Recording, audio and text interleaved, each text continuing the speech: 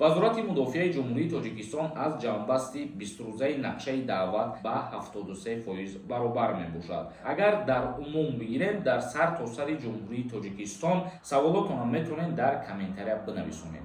ассалому алайкум ба ҳама тамошобинони барномаҳои Сорбон Сафаров.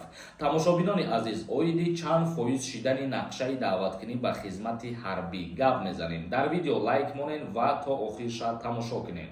айни ҳол нафарҳое ки маро тамошо кардесен, ба ҳаматон хотиррасон мекунам ки дар канали ма конкурс рафтесай ва имрӯз охирон бор як аксияе мекунам ки ихели аксия ягон бор кардагӣ набудем. ба ҳамин хотир шанса аз даст надода аз ҳамин видео ба ҳамин аксия ҳозир билет бихарем. яъне ки ба 500 рубл 7 дона билетро метиҳем. ин ҳамин номерое ки дар рӯи экран дидесен, дар ҳамин номер картаи Сбербанк ҳастай. Сбербанк ба номи Ҳамза мебирояд. сумтона дар ҳамин Сбербанк мепартоен ва чектона дар инаи рақами WhatsApp равон мекунем. иш номерои картаи Сбербанкай ва иш номерои WhatsApp. сумта даи парто, чекта даи WhatsApp равон ки тамом. ин конкурс ҳамагӣ 35 дона приз дора бародарои азиз. охири билетҳо омадагиай. билетҳои конкурс чихеле ки хитон медонед кам буд. ҳаракат кунед, билет бихарен, мо финала аниқ мекунем. хоб мегзарем ба қисми мавзӯи асосӣ. чихеле ки хитон медонед, аллакай 20 рӯз шид ки даъваткунӣ ба хизмати ҳарбӣ дар ҷумҳурии тоҷикистон сар шидагиай ва дар муддати 20 рӯз чанд фоиз шидагиай дар сартосари ҷумҳурӣ ҳозир ба шумо мефаҳмонем. дар 20 рӯз чанд фосиди нақшаи даъват ба артиш иҷро шуд. посухи вазорати мудофиаи ҷумҳурии тоҷикистон. вазорати мудофиаи ҷумҳурии тоҷикистон аз ҷамъбасти 20 рӯзаи нақшаи даъват ба сабаби қувваҳои мусаллаҳи ҷумҳурии тоҷикистонро гуфта минтақаҳои пешсафро низ номбар намуданд. гуфта мешавад ки дар умум дар ҳамин 20 рӯз нақшаи даъваткунӣ ба хизмати ҳарбӣ 66% дар бар гирифтагиай. ва боз гуфта мешавад, бар хабари манбаъ, шаҳру навоии вилояти мухтори кӯҳистони Бадахшон, ноҳияи Рашт, Сангвор, Лахш, Нуробод, Тоҷикобод, Вахш ва Фархор дар нахустин рӯзи даъват аввалин шуда нақшаи худашонро ба иҷро расониданд. ва гуфта мешавад ки дар шаҳру навоии тобеи марказ нақшаи иҷрои даъват ба 73% баробар мебошад. дар вилояти Хатмон боша нақшаи даъваткунӣ ба хизмати ҳарбӣ то имрӯз 71% дар бар гирифтагиай.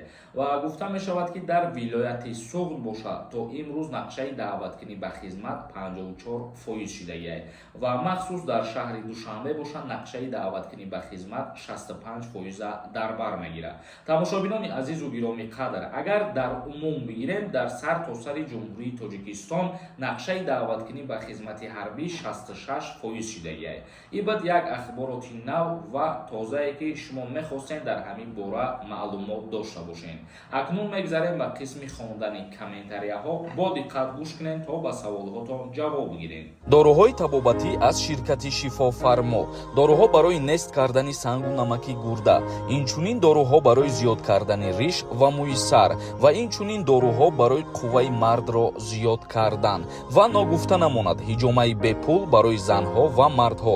рақамҳо барои зан ва мард дар рӯи экран. ҳатман муроҷиат кунед. як кас нависондаи ассалому алайкум акаи Сорбон. аблава кай тамом мешава? илтимос ҷавоб медодем. даъваткунӣ ба хизмати ҳарбӣ дар ҷумҳурии тоҷикистон 27 ноябр ба анҷом мерасад. як каси дигар нависондаи ҳуҷҷатҳои ман споридагиай бо аснабанияи духтарам гирифта метавонам. агар пеш аз ҳамин қонуни нав ба имзо расидан шумо ҳуҷҷат споридагӣ бошед барои гирифтани шаҳрвандии Русия, бале шумо метавонед, лекин аз иҷа пас дигар намешавад. як каси дигар нависондаи ассалому алайкум акаҷон. саволи мара ҷавоб дитед. чанд фарзанддор бошӣ ки аз хизмат озодӣ? нафарҳое ки соҳиби 2 фарзанд мебошанд аз даъваткунӣ ба хизмат озод ҳастанд. як кас нависондаи ассалому алайкум бародар. метавонам фаҳмида чанд қа уезди ма маҳкамае? мо нафареро ки реклама мекунем ва ба шумо тавсия метиҳем, он нафар танҳо проверка мекунад ки аз кадом шаҳр шумо запрет доред, запрет шумо кушода ҳаст ё ин ки не. универсал нависондаед. ҳамин трудовой договор дани ба зада мебирояд ва агар набиромад аннулировад мешавад патент. бале ин қонун аз моҳи январи соли 2024 қувваи қонуниша пайдо мекунад.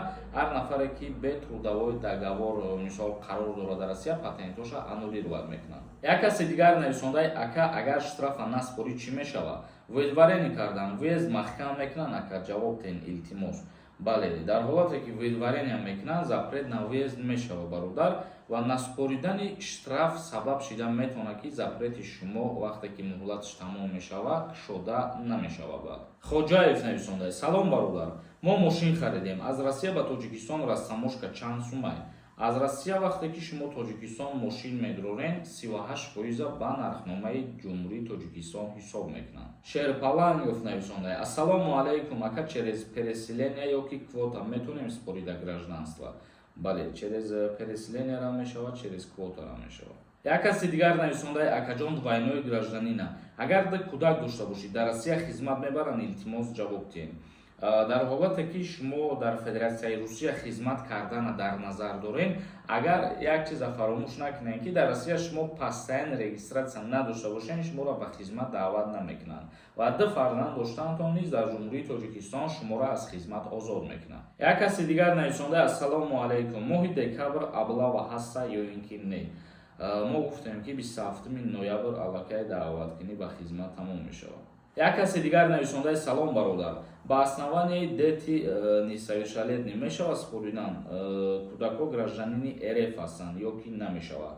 Агар тибқи пештарашам бигирем, пештарам намешид. Вақте ки фарзанд ба дунё меомад дар Федератсияи Русия, дар ҳамин ҳолат вақте ки фарзанд 18 сола мешид, то ҳозир ҳамин хеле вақте ки таваллуд мекунанд, мисол оилаҳои шумо дар Россия фарзанд то 18 сола нашавад, ана ҳамон фарзанди шумо паспорти российский дода намешавад. Тамошобинони азизу гироми қадр, ба ҳамин видеои имрӯзара ҷамъбаст мекунем. Саволотонро метавонед дар комментария бинависонед. То видеоҳои оянда, худованд ҳамаи мо шуморо нигаҳбон бошад. RenderForest.com